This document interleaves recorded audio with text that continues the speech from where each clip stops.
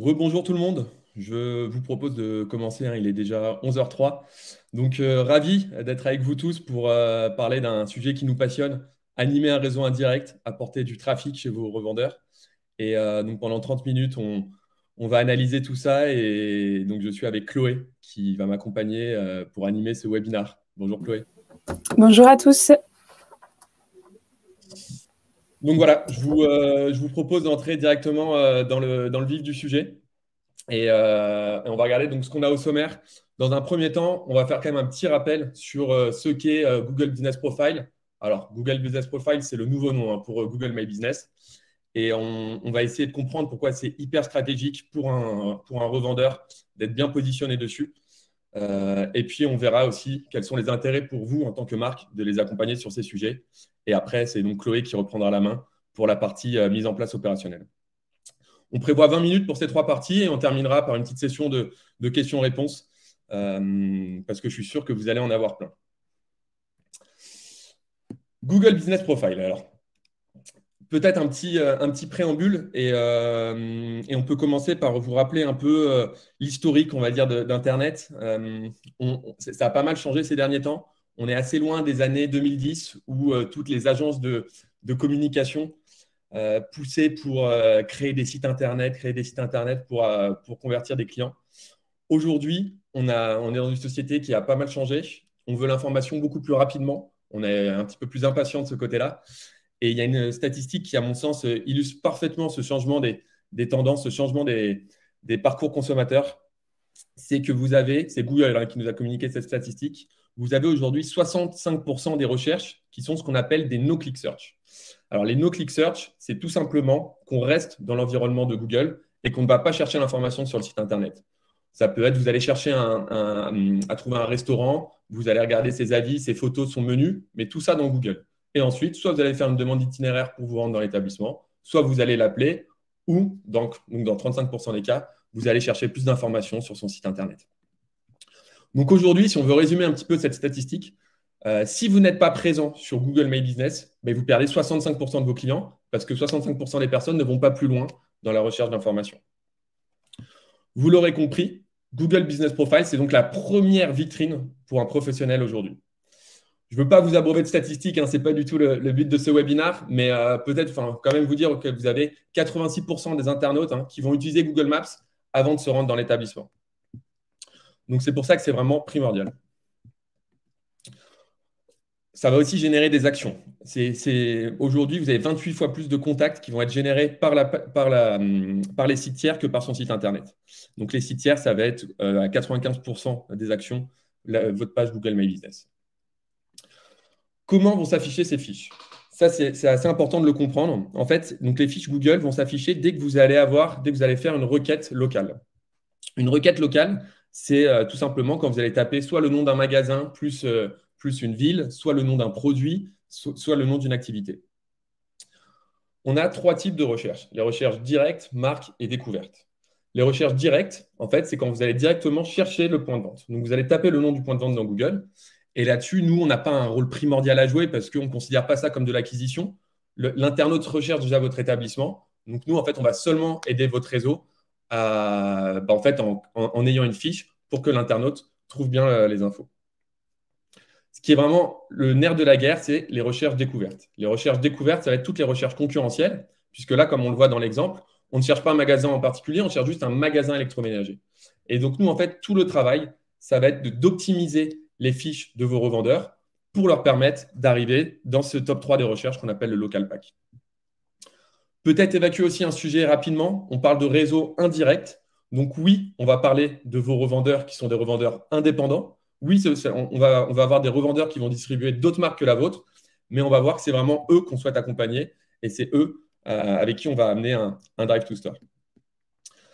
Je vous partage un petit sondage rapidement pour voir où vous en êtes dans votre accompagnement sur la visibilité locale. Donc, il va s'afficher dans dans le chat, pardon. N'hésitez pas, hein, n'hésitez pas à y répondre.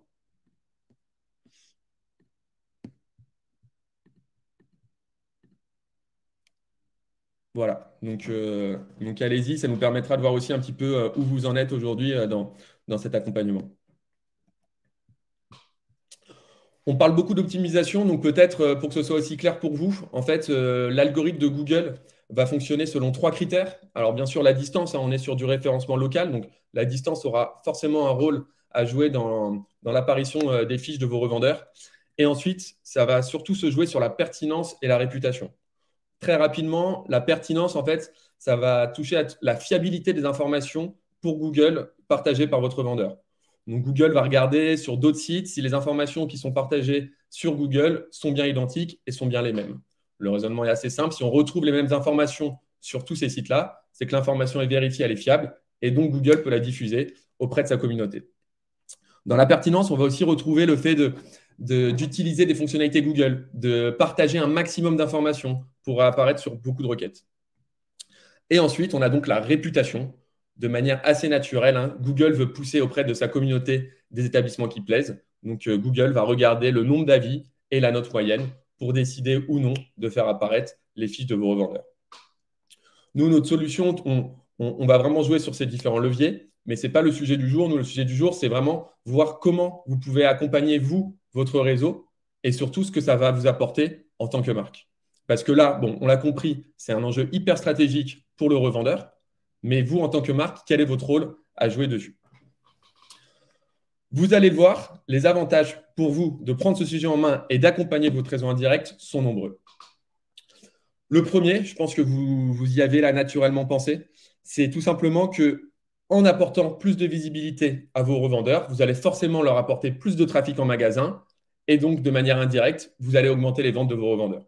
Donc vous allez augmenter ces ventes, donc forcément vous aussi, le CA que vous avez généré sur chaque revendeur va augmenter.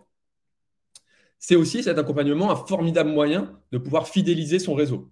Vous leur apportez un outil, un drive to store qui va être performant, qui va leur aider vraiment sur leur cœur d'activité à avoir plus de clients.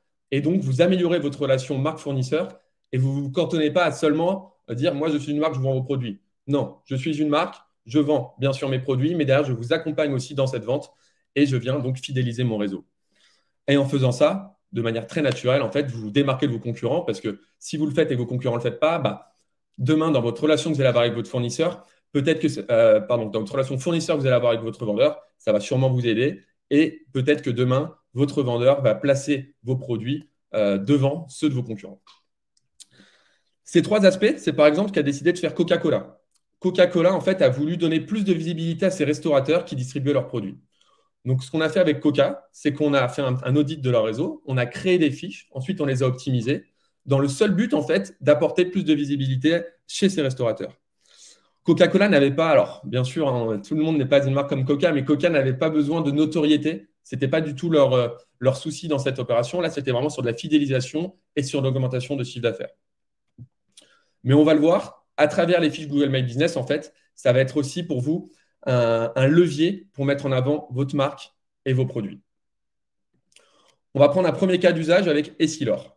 Alors, Essilor, je ne sais pas si tout le monde connaît ici, hein, mais ce sont des fabricants de verre et donc ils travaillent avec énormément d'opticiens dans le monde. Ce qu'a fait Essilor, en fait, c'est qu'ils ont dupliqué ce qu'ils faisaient déjà sur les vitrines des magasins en physique. Je ne sais pas si vous êtes déjà rentré chez un opticien qui travaille avec Essilor, mais en fait, de manière systématique, vous avez sur la porte du magasin une affiche qui dit « Cet opticien est partenaire Essilor ». Et en fait, ce qui était très malin de la part d'Essilor, c'est de se dire, on ne va pas s'arrêter là, on va dupliquer cette opération sur Internet. Et donc, ils ont équipé tous leurs opticiens de notre solution pour optimiser leurs fiches. Et en même temps, ils ont dit, voilà, comme on vous offre cette solution qui va vous apporter plus de clients, nous, notre seule condition, c'est que en photo de profil de votre fiche, vous mettiez que vous êtes un partenaire Essilor. Et donc ça, en fait, ça leur a permis de capitaliser un petit peu sur tout ce trafic, sur toute cette visibilité pour faire connaître leur marque et pour avoir ce rayonnement aussi au niveau local. On va voir qu'on peut aller beaucoup plus loin que ça. Ce qu'on a fait donc avec Husqvarna. Husqvarna aussi, pour vous redonner un petit peu de contexte, c'est la Rolls-Royce, on va dire, des tondeuses à gazon. Et forcément, quand on est une marque comme Husqvarna, c'est un petit peu compliqué de miser seulement sur le e-commerce parce que acheter une tondeuse à gazon sur le e-commerce, vous concevrez que c'est quand même pas très simple. Donc, ce qu'on a fait, nous, c'est qu'on a accompagné tous ces revendeurs qui étaient multimarques, hein, qui vendaient des marques concurrentes comme Style, hein, qui est présent avec nous aujourd'hui. Et on a systématiquement mis dans le titre de la fiche Husqvarna. Ça a eu plusieurs effets. Le premier effet, c'est forcément, quand vous êtes un internaute et que vous recherchez un magasin Husqvarna, avant cette opération, vous tombiez sur un magasin qui s'appelle Arépé Niort. C'était un peu compliqué de savoir si dans ce magasin, vous alliez pouvoir trouver des produits Husqvarna. Donc déjà, ça a été vraiment capital pour pouvoir aider les utilisateurs à trouver les points de vente Husqvarna. Je vais vous partager rapidement mon écran. Comme ça, vous allez pouvoir voir en fait quand on se place côté internaute, ce que ça signifie. Donc aujourd'hui, moi, je suis un Niortais. On va reprendre l'exemple. Et je veux donc me rendre dans un magasin Husqvarna à Niort. Je vais donc taper ce type de requête, Husqvarna Niort. Et là, en fait, Google a directement identifié ce revendeur comme celui qui correspondait à ma requête. Donc moi, en tant qu'internaute, c'est très simple. Je vois que ce magasin est proche de chez moi, qui distribue des produits Husqvarna. Donc, je vais pouvoir m'y rendre.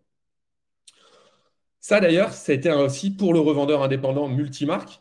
Ça a été hyper intéressant pour lui parce qu'on s'est amusé un petit peu ensuite à traquer les requêtes. Et on a vu que 43% des requêtes qui faisaient apparaître sa fiche contenaient le mot Husqvarna. Donc, ça pouvait être Husqvarna Niort, ça pouvait être robot Husqvarna, revendeur Husqvarna, mais on lui a apporté 43% de trafic juste en plaçant Husqvarna dans le titre de la fiche. Donc ça, il y avait vraiment, c'était du win-win pour tout le monde, et pour la marque, et pour la visibilité du revendeur. Ce qui est intéressant aussi, c'est que sur des requêtes, donc ça peut s'apparenter à ce qu'on voyait tout à l'heure, une recherche directe. Si on veut maintenant juste acheter une tondeuse à gazon à Niort, et bien en fait, en tapant tondeuse à gazon Niort, donc là, on va avoir ce fameux local pack, les 3 meilleures recherches selon Google, et on voit que la première fiche qui apparaît, c'est bien la fiche du revendeur. Donc moi, en tant qu'internaute, on a quand même de fortes chances de se rendre sur le premier résultat de Google. Je ne vais pas vous l'apprendre. Ce qui est doublement intéressant, c'est qu'au début, moi, je voulais juste acheter une tondeuse à gazon à Niort. Et bien en fait, grâce à ma recherche, je vais déjà être orienté dans mon processus de décision d'achat. Je vais déjà voir le nom de la marque Husqvarna. Si je me balade un peu sur la fiche, je vais voir des Google produits Husqvarna. Je vais même voir énormément de photos. On a truffé les fiches de photos de produits Husqvarna. Et donc, en fait, quand je vais me rendre dans l'établissement, si j'ai un petit peu poussé ma recherche, j'aurai déjà plus de chances d'acheter une tondeuse Husqvarna plutôt qu'une tondeuse d'une marque concurrente. Donc voilà, donc ça, c'était pour vous présenter un peu l'ensemble des leviers qu'on peut mettre en place sur une fiche Google. Donc là, vous le voyez très bien sur cette slide. Donc, on peut mettre le logo, bien sûr, dans les photos de la fiche. On peut aller sur le titre. On peut aussi aller venir optimiser la description pour qu'elle corresponde à votre marque. On peut mettre des Google Products, publier des Google Posts. En plus de tout ce qu'on a vu, il y a d'autres avantages pour vous de prendre en main ce sujet. Ça va être surtout sur de la communication.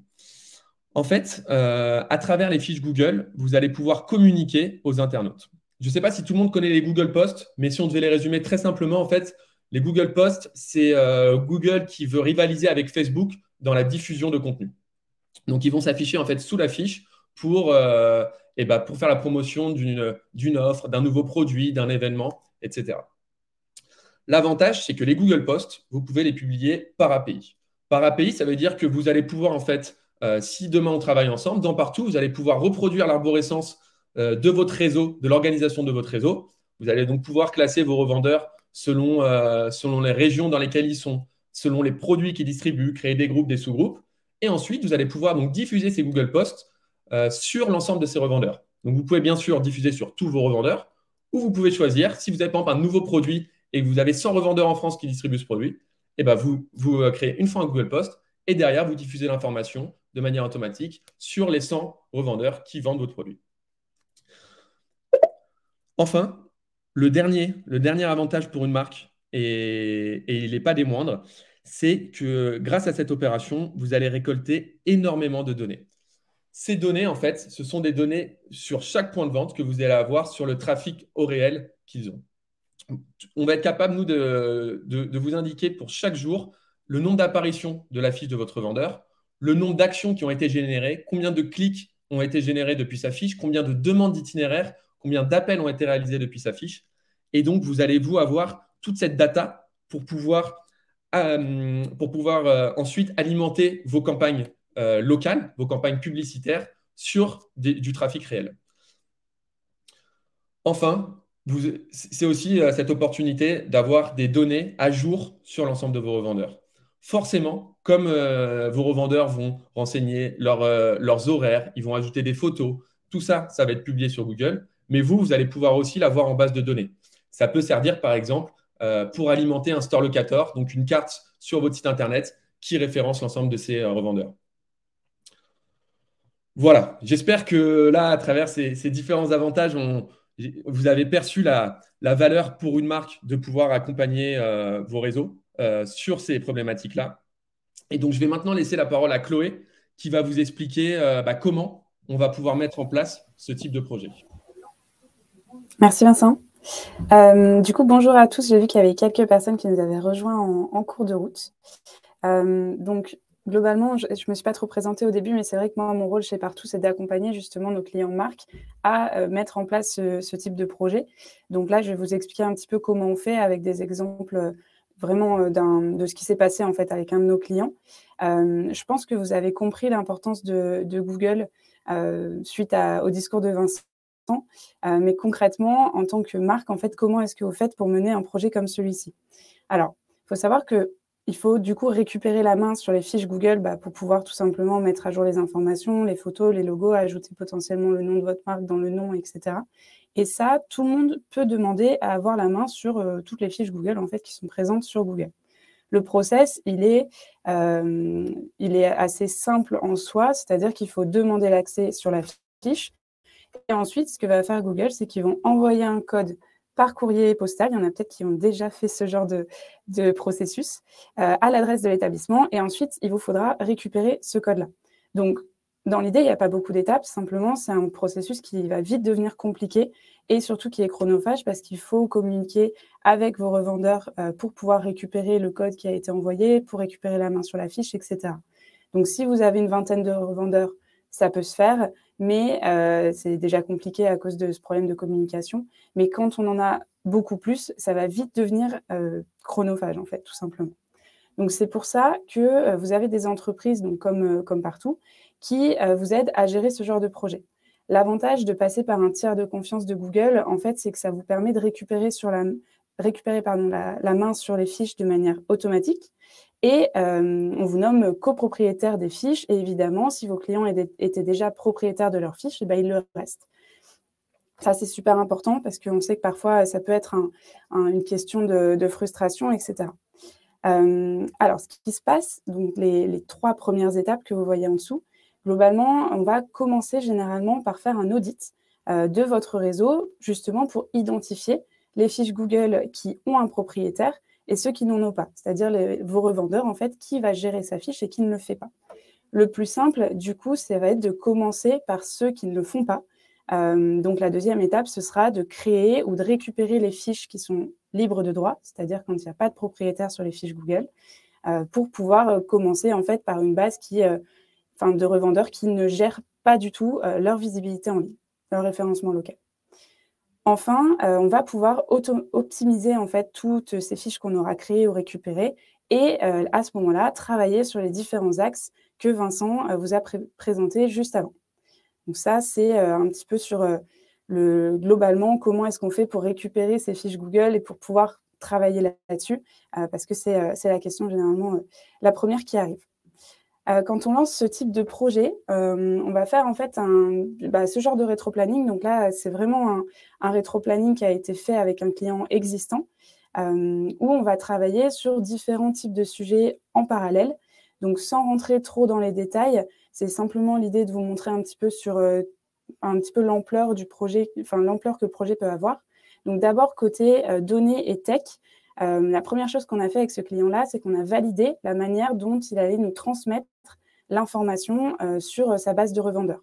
Donc, les informations des établissements sont des informations qui sont publiques, parce que ce sont les informations qu'on va vouloir diffuser sur Google notamment.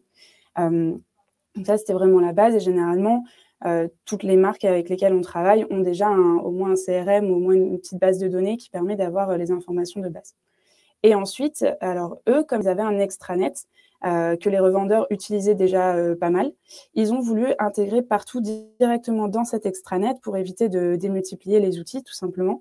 Donc, on les a aussi accompagnés sur l'intégration un petit peu plus technique de l'outil. Ensuite, on a travaillé, en parallèle, on a travaillé du coup sur tout ce qui est aspect marketing et communication. Parce que comme je vous l'ai dit juste avant, pour récupérer la main sur les fiches, etc., on a quand même besoin de communiquer auprès du réseau de revendeurs.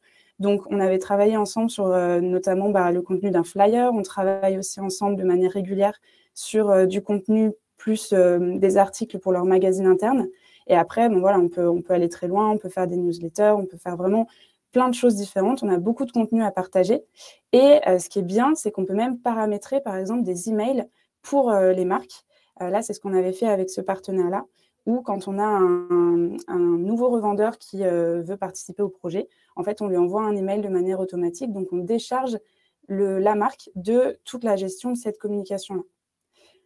Le troisième point, c'est le point onboarding. Alors, juste pour clarifier un petit peu, parce que ça, c'est un petit peu notre jargon, l'onboarding, chez nous, ça correspond vraiment aux actions qui permettent, en fait, d'avoir une solution qui soit pleinement fonctionnelle et utilisée, du coup, par les revendeurs. Donc, on parle aussi de la prise en main de la plateforme. On commence d'abord par définir les rôles. Par exemple, là, ce client-là, donc cette marque-là, ce qu'il voulait faire, c'était qu'il voulait permettre aux revendeurs de se concentrer uniquement sur leur réputation parce qu'ils avaient déjà, du côté de la marque, une bonne base de données avec beaucoup d'informations. Donc, ils voulaient tout simplement pouvoir garder de leur côté aussi l'optimisation de leur image de marque, de leur notoriété, etc. Donc, vraiment la gestion des informations. Du coup, ce qu'on a fait, c'est qu'on a donné des accès aux revendeurs, mais uniquement sur la partie réputation et les posts. Pour pouvoir quand même faire des actualités. Mais par contre, la marque avait toujours la main, évidemment, sur la gestion des informations, etc., pour que ce soit plus simple pour les revendeurs et que ça simplifie encore plus le travail pour eux. Ensuite, récupération des fiches. Bon, on en a parlé très rapidement un petit peu plus tôt, donc je ne m'attarde pas dessus. Et enfin, prise en main de la solution. En fait, on travaille sur des communications, comme je vous l'ai dit, pour essayer de créer de l'adhésion, évidemment. Mais on peut même aller plus loin et contacter directement les revendeurs un par un pour les aider à prendre la solution en main. Ça, c'est vraiment ce qu'on peut proposer. Il y a différents types d'accompagnement, mais on peut aller jusque-là.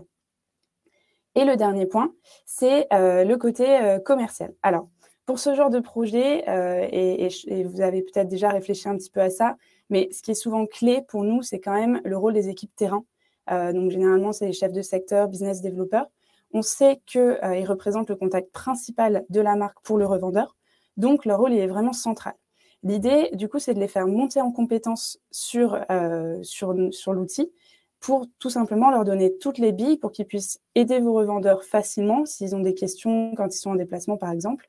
Et tout ça sans que ce soit trop chronophage pour eux, parce qu'on sait aussi, on en est conscient, ils ont beaucoup de sujets, généralement pas beaucoup de temps.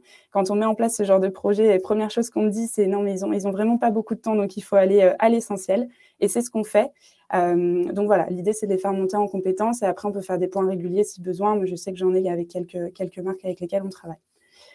Pour conclure, du coup, notre rôle, en fait, c'est vraiment de vous apporter toute notre expertise sur le sujet du référencement local et sur la mise en place d'un projet comme ça, pour vous faire gagner du temps. Donc là, par exemple, l'exemple que vous voyez, on avait pu faire le lancement en moins de 3 semaines. Donc sur un projet qui est aussi complexe, c'est quand même très rapide.